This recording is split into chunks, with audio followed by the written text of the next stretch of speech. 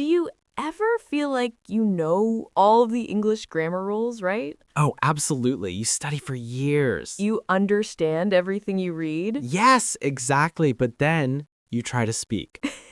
And you freeze. Total silence. It's like your brain suddenly says, error, 404, grammar not found. That freezing moment is exactly what we're talking about today. Welcome, everyone. I'm Leo. And I'm Mia. Welcome back to the English Blend. We're here to help you sound natural. Today's topic is super important. The secret of sounding natural in English. It's the secret to moving past that grammar freeze, you know? Exactly. We want to help you stop translating in your head. Stop translating and start flowing. So grab your coffee and let's get started. Let's dive right into the main problem, Mia. Okay. The first thing we need to define is the difference between fluency and accuracy. This is a huge distinction that many students struggle with, honestly. Yes. Accuracy is about being correct. It's perfect grammar, perfect pronunciation. It's textbook English. It's getting 100% on the quiz. Exactly. If you focus only on accuracy, you focus on perfection. And nobody is perfect, not even native speakers. That's the real secret, right? We make mistakes all the time. Definitely. My sentences sometimes start in one direction and end in another. Happens constantly. So, what is fluency? Fluency is flow. It's communication. It's the ability to keep going without long pauses. It means you get your point across. That's our first useful phrase, by the way. To get your point across. It means the listener understands your main idea, even if the grammar isn't perfect. Yes, if you can order a coffee, explain a project idea, or tell a funny story, you are fluent in that moment. Fluency is about moving forward. Accuracy is about staying still to check the rules. And when you prioritize accuracy over fluency, you create that huge mental block. You slow down your speech. You hesitate before every single verb tense choice.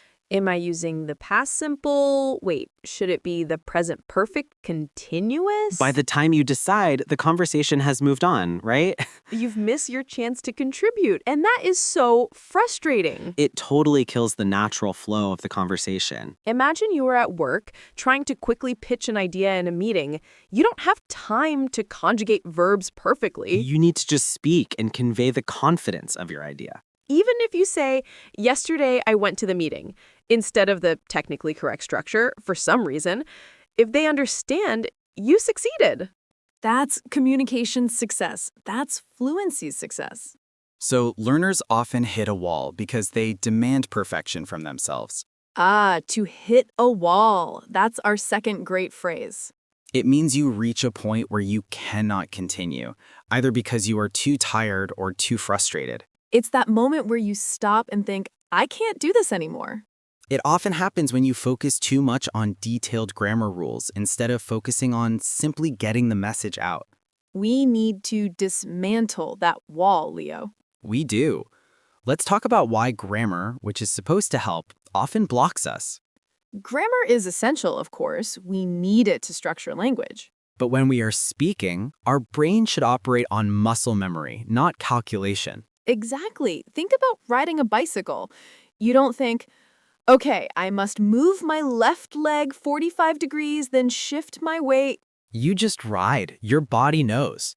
Learning to speak English naturally is the same kind of physical skill. If you stop to analyze every grammatical rule while writing, you will fall over, or in this case, you will freeze up. We call this analysis paralysis. It's focusing so hard on the internal rules that you can't perform the action naturally. The key is shifting grammar study away from the speaking moment. Study grammar during your dedicated study time. Write sentences, do exercises. But when the conversation starts, you have to let go. You have to trust the input you have already absorbed. Trust those thousands of listening hours you've put in. Right, because often we know the mistake right after we make it. That slight delay, you say something and immediately you hear the error in your mind. But if you had stopped to correct it before you spoke, you wouldn't have said anything at all. So let the error happen. It's truly not the end of the world. Oh, that's our third key phrase, not the end of the world. It means a mistake is not a disaster. The conversation continues, life goes on. If you forget to add the s to a third-person verb, the world will keep spinning. Your friend will understand you. Your colleague will still respect your idea. That simple phrase is a great mantra for English learners. Breathe. It's not the end of the world. Let's share a quick story about accuracy versus fluency, Leo. A cultural note, if you will. I love stories. What have you got? Well, think about ordering food in a new country. A classic moment of anxiety. I was in Paris once, and my French is, well, it's rudimentary. A2 at best. Risky. I spent 5 minutes mentally structuring the perfect, polite request for a pastry. Perfect conjugations, perfect politeness markers. Trying to sound like a local, I bet. Exactly. I finally delivered this perfect, rehearsed line to the very kind waiter. And what happened? He looked slightly confused, smiled, and responded in perfect English, "Just tell me what you want, sir." Oh no, the ultimate humbling moment. But here's the lesson. My initial goal was to sound accurate and sophisticated. But my ultimate goal should have been simple communication. If I had just pointed and said, "I want that one, please," maybe even using a little English, I would have achieved my goal faster and with less stress. The waiter's goal was just to serve the customer. Your goal was to pass an imaginary French exam. Exactly. That's the fluency trap many English learners fall into. They are still sitting imaginary exams when they should just be ordering coffee. We need to change the mental priority from be perfect to be understood. Now, let's move on to the practical steps. What can our listeners do today to start sounding more natural and fluent? We have 5 key tips for you. These are steps you can implement immediately. Tip number 1, massive listening input. This might sound simple, but it is foundational. You need to fill your brain with natural English. Forget the slow, repetitive audio meant for beginners sometimes. Listen to things meant for native speakers. Podcasts, YouTube channels, movies, series, even if you only understand 60% at first. The key isn't understanding every word. The key is understanding the rhythm and the flow of natural speech. You start absorbing the sound patterns, how speakers link words together, where they place the stress. This massive input builds that muscle memory we talked about earlier. When you hear, "I have to go" 100 times, your brain stops thinking about "I have to go" as 4 separate words.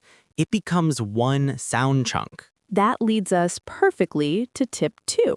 Tip number 2, learn in chunks, not single words. Single vocabulary words are fine, but conversations are made of chunks or phrases.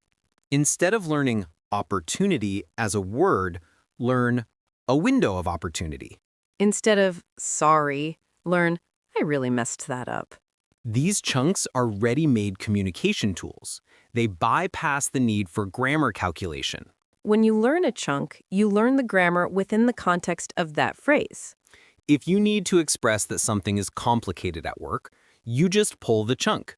It's a tricky situation. You don't have to think, is tricky an adjective? Where does it go? The chunk is already grammatically safe, right? You just insert it and move on. This speeds up your reaction time drastically. You sound more fluent because you are pulling from a library of pre-assembled phrases. This is how children learn their native language, by the way. They hear and repeat chunks before they understand the underlying rules. Okay, ready for tip 3? This is the ultimate fluency hack. Give us the big one, Mia. Tip number 3, the 3-second rule. Just speak. I love this rule. It forces action.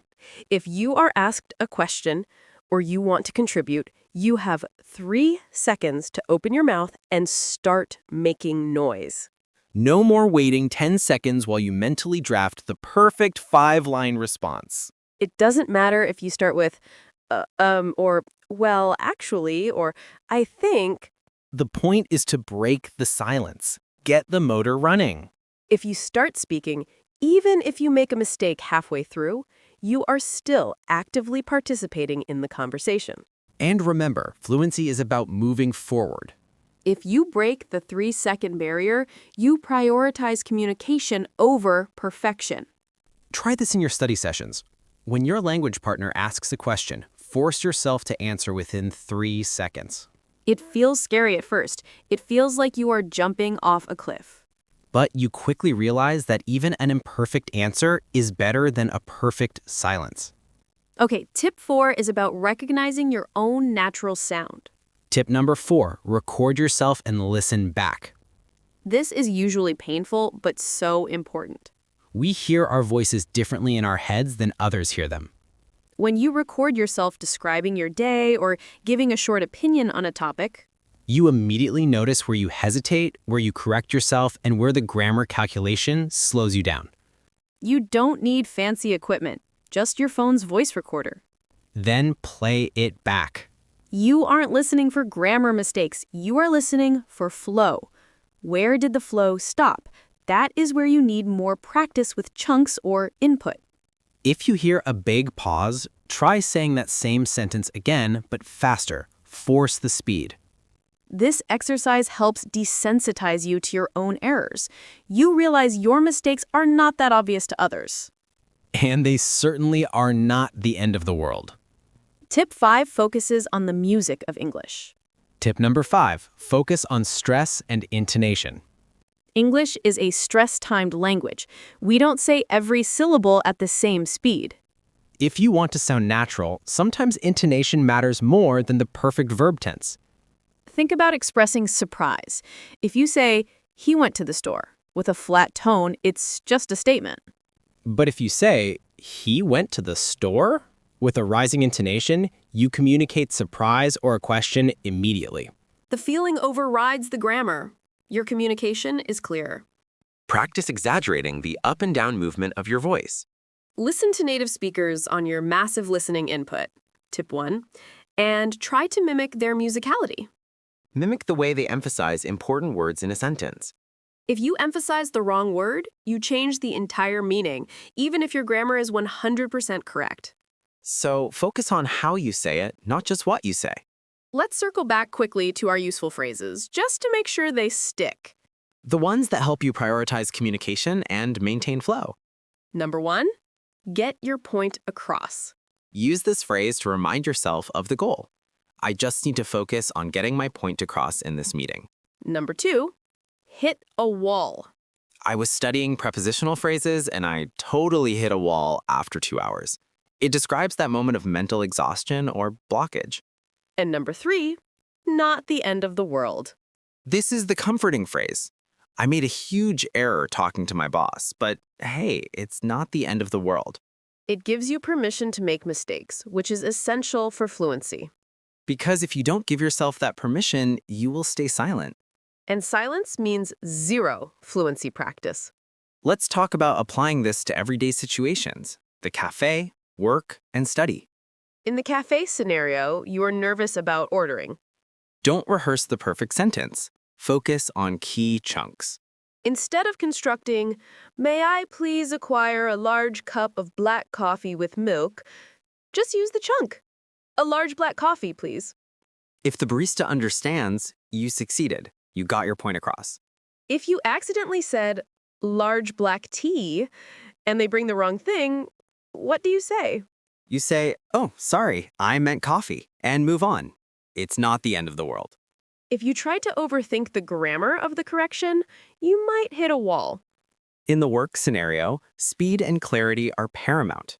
You are presenting data. Your goal is to convey the results clearly. If you use slightly incorrect past tense while describing last quarter sales, but the numbers are clear, you win. Nobody at the table is grading your verb conjugation. They are assessing the business impact. Focus on the strong, clear vocabulary related to your industry, those specific professional chunks. And remember the 3-second rule. If someone asks you for your opinion, jump in quickly. Even if you start with an incomplete sentence, the flow is maintained. Now, the study scenario. This is where you should focus on accuracy, but in the right way. Yes. When you are writing, reading, or doing grammar exercises, take your time. Be meticulous. But when you transition to speaking practice, a conversation exchange, or a meeting, you need to shift gears immediately. Turn off the internal editor. Stop thinking like a student taking a test. Start thinking like a speaker trying to communicate something important. Use the recording method in your study scenario to track your improvement in flow, not just grammar scores. Fluency is really built on volume and speed, not just precision. It's like a running tap.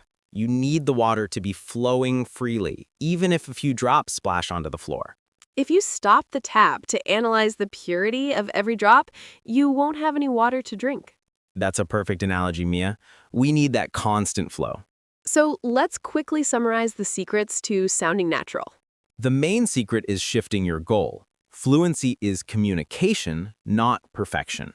Prioritize moving the conversation forward, even if you make mistakes. Use our 5 practical tips: massive listening input, learn in chunks, the 3-second rule, record yourself, and focus on intonation. And adopt those 3 powerful phrases into your mindset. Get your point across. Don't worry about hitting a wall because it's not the end of the world. We hope this episode helps you feel less intimidated when you speak English in real-life situations. Remember, every mistake is just proof that you are trying. Keep practicing those chunks, listen massively every day, and most importantly, speak. Don't wait for perfection because that day will never come. Start speaking naturally today. That was a great talk. Yes, thank you for joining us today on the English Blend. We appreciate you tuning in and working hard on your English skills. Next time, we are diving into something really useful, the top 10 essential phrases for customer service in English. Perfect for anyone working in an international environment. Yes, see you in the next episode of the English Blend. Bye for now. Bye.